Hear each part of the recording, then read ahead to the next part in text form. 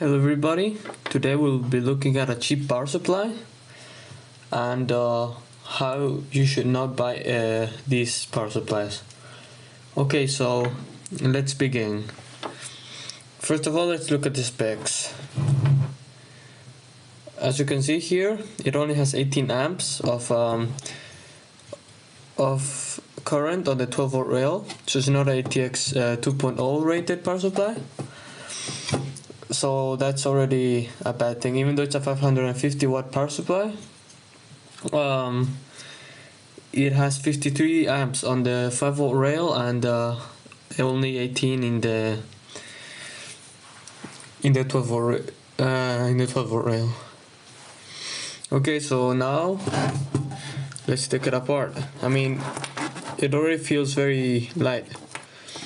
Another thing I should mention before I take it apart is that there's no sticker. I've never taken this apart, and there's no sticker here, no sticker of something saying that if this label is broken, the warranty is void. So it's probably have been opened before. So let's get to it then. Let's open it up. Alright, so let's see how we should do this. There is 4 screws. It appears that it's only 4 screws. Oops. Right. Actually, it's 3 screws that I have to take off in order to take off the cover. Not very secure. So I'll be right back when I've done that. Okay, so here it is. Actually, there was a hidden screw, so it hasn't been opened before, which is surprising because when I got it, it was like pretty clean. But it looks like it got returned because of this. It's a cheap model. Doesn't look like there's not much in it. Transformers, yeah.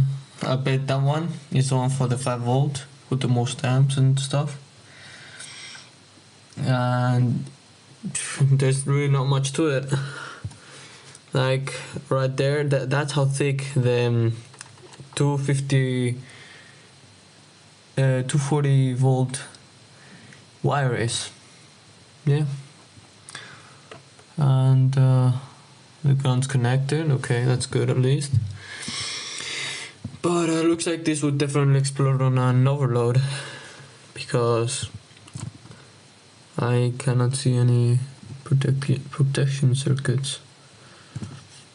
So obviously the fan's dirty, and there's no protective cover because I took it out, so I could use it with this fan, which I'll show you in a moment. Yeah.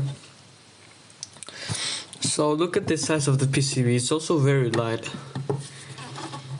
like way too light for a good power supply. So now in a second I'll just put it right back. Okay, before I go, let me mention another thing. Usually this where you put all the wires there, it's usually a high quality material, and it's like roughly the hole is roughly the size of the amount of cable, so it's fits nice and ugly, but not in this case. Alright, so let's put it back together and tell you why I use this power supply. Okay, so now that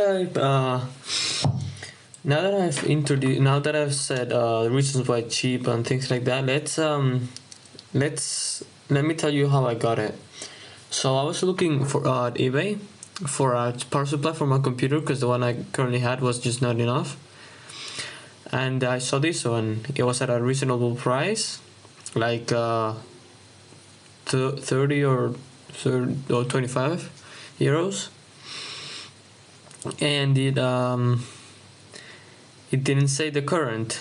All I saw it was SATA. That's basically what made me buy this power supply, because it had SATA. I thought it would be a reasonable one, but turns out it wasn't.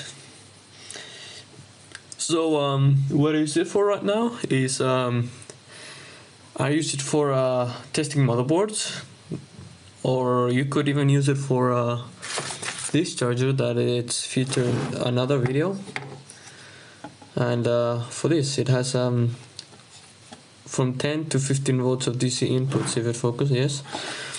And what you could do is just strip one of these wires, the yellow and black wires, and this thing actually, the charger actually comes with a crocodile to, okay, let me show you. Let me actually show you if I can find it. This cable is the one I was talking about.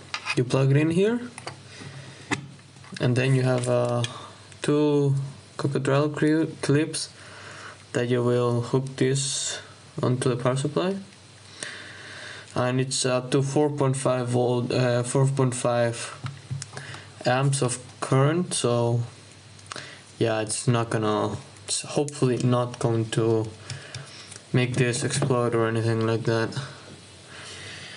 Right then, let's hook it up. And also, if you're worried about your battery's temperature and you want to keep it cool, you can use this fan with it. Let me do you a little demonstration. Okay, so I modified the end of the fan to be a Molex.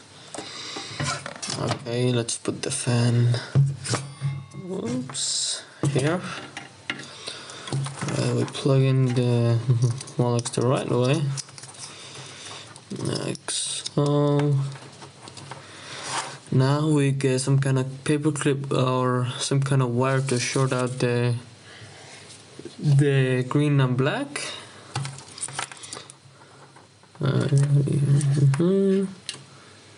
It's that one, so it's this one and just the black one, so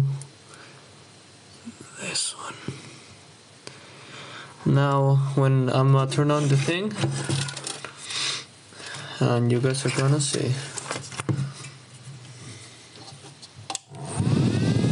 Yep, that's what I'm talking about. Just in case you need to cool down your battery, I think this fan will do the job. Probably will. Okay, now let's put it.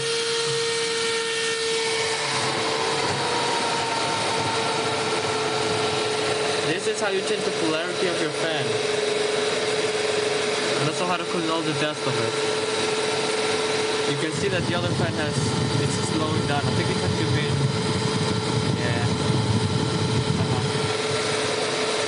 Very noisy fan too. Yep, it was going backwards. Let me see if we can catch that on camera. Right there, it stops. If I put it right, yeah, the fan just stopped right there. The fan stopped. Right then, I hope you like this video. Please like and subscribe. Thanks for watching.